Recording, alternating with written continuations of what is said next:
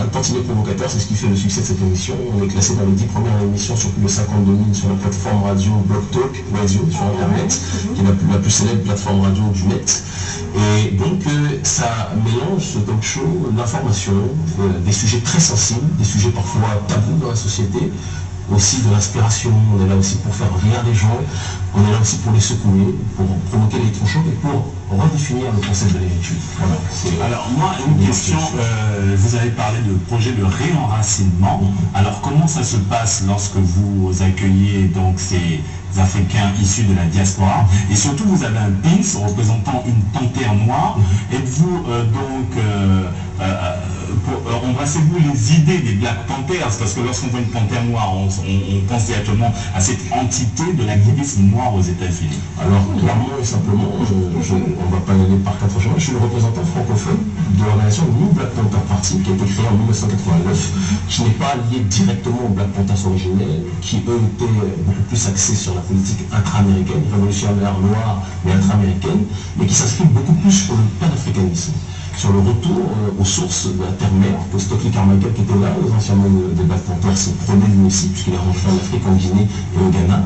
Et donc le New Black Panther Party, ce badge-là, c'est le badge, ce que vous voyez en dessous, c'est Marcus Garvey, Back to Africa, le retour en Afrique, qui est un but pour moi, comme je l'ai expliqué tout à l'heure. Et c'est une relation panafricaine dont je suis le représentant francophone, qui passe ce message de dignité, de fraternité et surtout de solidarité. C'est l'optique qui est la nôtre, c'est la finalité qui est la nôtre, et nous sommes prêts à employer tous les moyens à notre disposition pour que cette solidarité puisse se faire. Nous partons du principe que le panafricanisme est une démarche très sérieuse, trop sérieuse pour la laisser aux oubliettes ou pour la laisser être utilisée par des gens qui ne maîtrisent pas véritablement le concept. La meilleure façon de... Vous parlez de gens qui n'en maîtrisent pas véritablement le concept, vous parlez de qui? Vous pensez à qui? Il y a des gens dans ce pays et dans d'autres qui parlent de panafricanisme et qui font le jeu des élites occidentales, de l'oligarchie occidentale, et qui ont, j'ai envie de dire, vidé de sa substance ce concept. Et je pense que sans être dans une démarche d'attaque ad hominem, il suffit simplement de constater qu'aujourd'hui le panafricanisme est utilisé à toutes les sauces, mais que malheureusement, ces sauces-là n'ont pas toutes le même goût. Et ce n'est pas le goût de Kwame Nkrumah, ce n'est pas le goût de Marcus Garvey.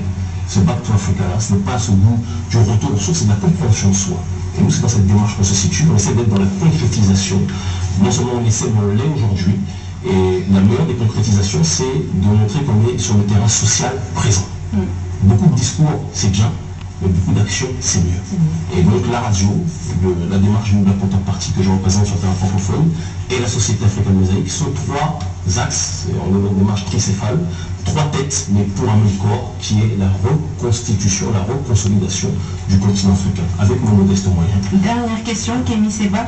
Nous avons vécu une période assez tragique, on va dire en 2002, avec des jeunes Sénégalais qui empruntaient, on va dire des jeunes Africains qui empruntaient des embarcations de fortune à la recherche d'un Eldorado mythique, souvent au péril de leur vie, de leur existence. Aujourd'hui, vous avez ce projet. Quel est le message? Est-ce que vous continuez? Est-ce que vous avez toujours ce talent, cette envie, ce talent de prédicateur, on va dire, d'aller vers ces jeunes et justement de les sensibiliser par rapport à cela? C'est ce qu'on fait clairement, je remercie véritablement la question, c'est ce qu'on fait clairement lorsque je vais dans toutes les universités de Dakar, l'UCAD, l'AFI, l'Université du Sahel, entre autres, et que je passe ce message aux étudiants, qui est que arrêtons de nous comporter comme des aveugles assis sur un banc en or massif qui faisons la manche. On tend la main vers l'Occident, pensant que toutes les richesses sont en Occident, alors que l'Occident sait que les richesses naturelles du monde se trouvent dans le grenier de l'humanité qu'est l'Afrique. L'Afrique était le berceau de l'humanité, et notre obscurité, notre volonté de ne pas regarder ce qui se passe sous nos pieds, fait qu'on est en train de transformer notre continent en tombeau. Le berceau n'est pas simplement à tombeau. Et on essaie de corriger cela par des actes positifs, par une démarche de fierté, par une démarche de revaloriser nos femmes, nos frères, et surtout le patrimoine culturel qui est le nôtre. Voilà la démarche. J'ai dit dernière question.